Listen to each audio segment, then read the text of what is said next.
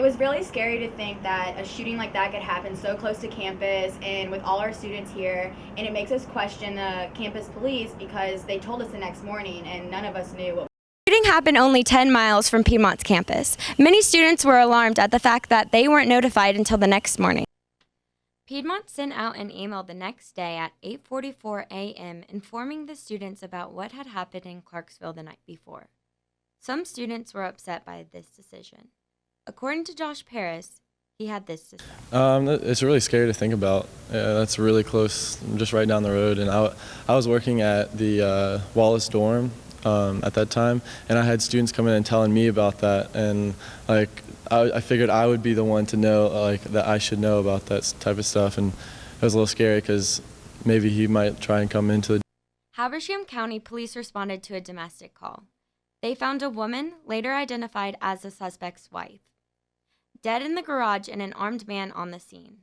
Both cops at the scene were shot, Terrell being one of them. The gunman then fled the scene. Good. Yeah, let's go back to the night of the shooting itself. The night that the incident took place, our security folks were in constant contact with the local authorities, Chief Martin in particular, and he kept in communication with senior administration of the college. And we decided, based upon what we knew and the specifics of what we knew, that the incident was contained. It was contained in an area 10 miles from campus, and that at no time was anybody on campus in harm's way or a threat, in a threatful situation.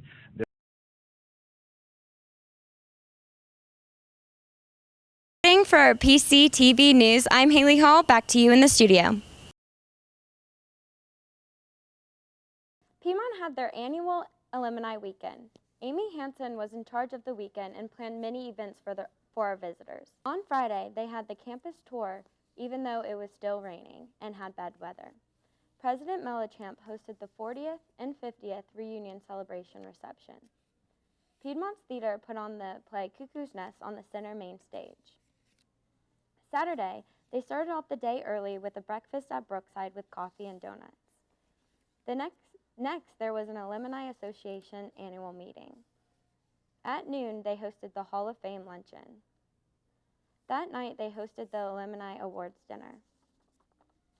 The performance of Cuckoo's Nest performed again at 7:30 p.m. On Sunday, the day was filled with soccer games with the alumni playing the teams of 2015.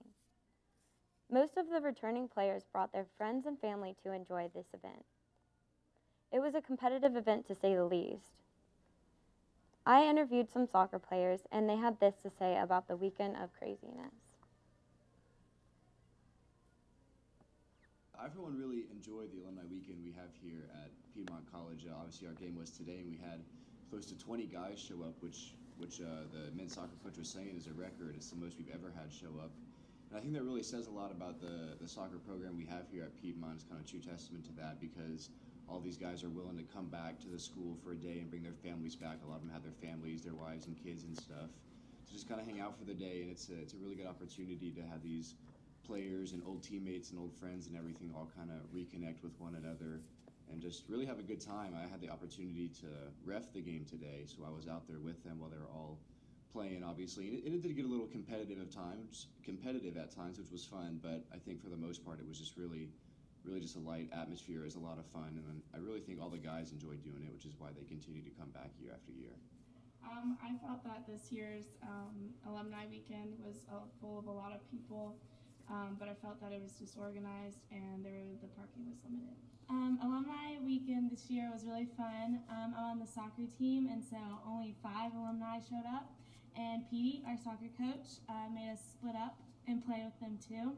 And it was a lot of fun getting to know all the alumni that ranged from 21 to 35. Overall, it was fun, and the games were a lot of fun, and getting to know them was great. The weekend was a success. Reporting for PCTV, I'm Haley Hall. Back to you guys. PCTV Sports Report. The men's lacrosse played Greensboro College and came up just shy of a win. This was the program's first ever senior night, as the visiting Greensboro College held them off by just 1 point at the Walker Athletic Complex.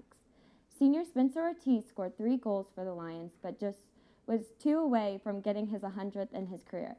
Taylor Carter, Steve Blanchard, and Patrick Amons each added goals to the score. Amons put forward one of the highlights of